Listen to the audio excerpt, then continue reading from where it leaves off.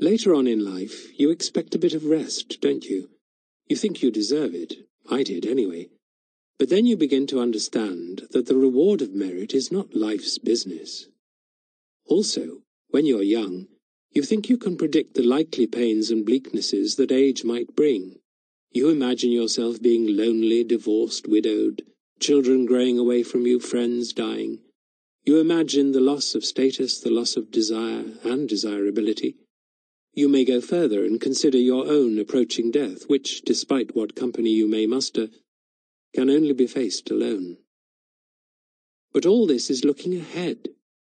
What you fail to do is look ahead and then imagine yourself looking back from that future point.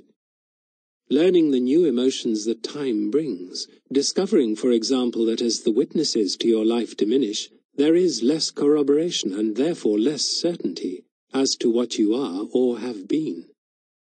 Even if you have assiduously kept records in words, sound, pictures, you may find you have attended to the wrong kind of record-keeping.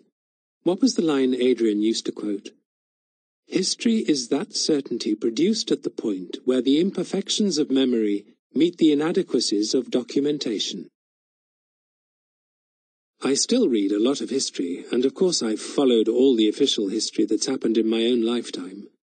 The fall of communism, Mrs. Thatcher, 9/11, global warming, with the normal mixture of fear, anxiety, and cautious optimism. But I've never felt the same about it. I've never quite trusted it, as I do events in Greece and Rome or the British Empire or the Russian Revolution. Perhaps I just feel safer with the history that's been more or less agreed upon. Or perhaps it's that same paradox again. The history that happens underneath our noses ought to be the clearest, and yet it's the most deliquescent. We live in time.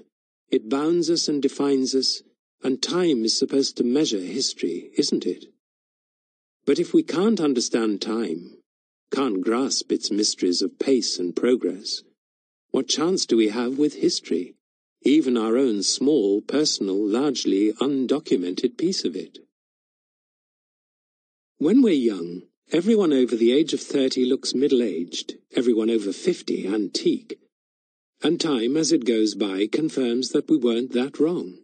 Those little age differentials, so crucial and so gross when we are young, erode. We end up all belonging to the same category, that of the non-young. I've never much minded this myself. But there are exceptions to the rule. For some people, the time differentials established in youth never really disappear. The elder remains the elder, even when both are dribbling greybeards.